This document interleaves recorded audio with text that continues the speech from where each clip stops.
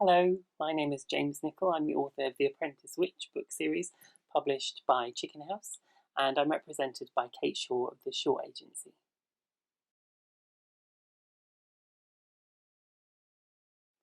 For any writers just starting out on their writing adventure, the best piece of advice I can give to you is to write. There is nothing that will help if you don't have something there to work on. So get that draft down and then start to edit it as best as you possibly can yourself. That is the only way you will get your novel written, is to put the time and the hours into actually getting that first draft down. And then once that's there, it's about refining and working on that and editing and looking at where your strengths and weaknesses lie in the plot and the characterization.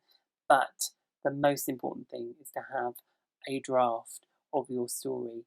It's like having a lump of clay. You can't sculpt anything if you don't have the clay there. And your first draft is kind of like that lump of clay. It's there ready to be shaped and refined and made into something really wonderful.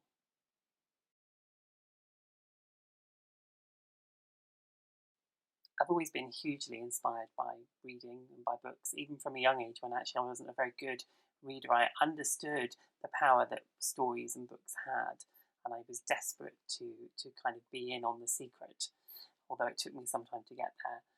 But one of the first books I remember absolutely realising the power that books have was The Lion, the Witch and the Wardrobe by C.S. Lewis, in which those four ordinary children do this amazing thing. And that was when I realised that books have the power to make us feel differently about ourselves and about the world around us. And then growing up, books like Rebecca by Daphne du Maurier, which I think would be my Desert Island book. It's the book I probably reread the most times in my life. A book I return to time and time again because it's just perfect in every way, I think, in terms of voice and pace and tension. Is just a master class in writing, really. And then also more modern authors, people like Emma Carroll, Catherine Rundell, hugely inspiring because they write so beautifully but have had very wide commercial success as well. So those are some of the books that I would definitely turn to over and over again, and some of the writers that I look to for inspiration.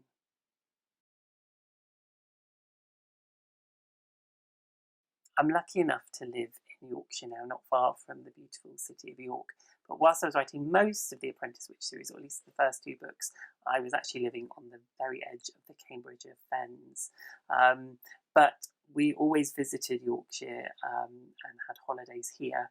And so it was a place I knew well. And actually, when I was writing some of the very first parts of The Apprentice Witch, I was having a holiday in the Yorkshire Dales, and Lull, the main setting for the story, was inspired by a tiny little town called Middleham, which had this lovely kind of market square where I could imagine this young witch living.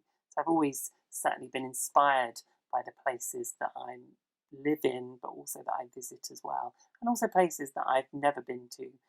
We're very lucky, we have access to all sorts of information through books and through the internet, so you can really travel the world and further beyond without actually ever getting out of your chair these days.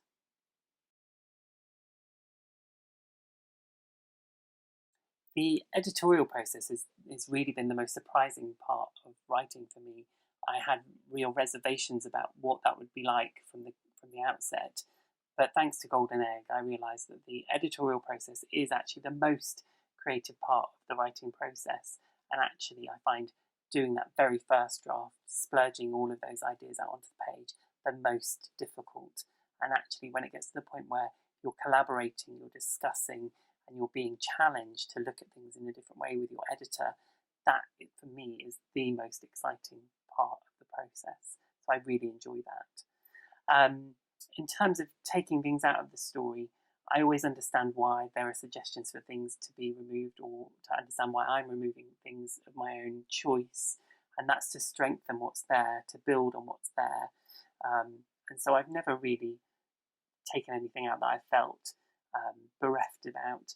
There are always ways to work things if you really, really can't lose something. It's just about making you look at things in a different way and challenging, as I said, to kind of tell things in a different way, to build on what is there, to make it better. So I've never struggled to to get rid of characters, unfortunately. Maybe I'm a bit heartless.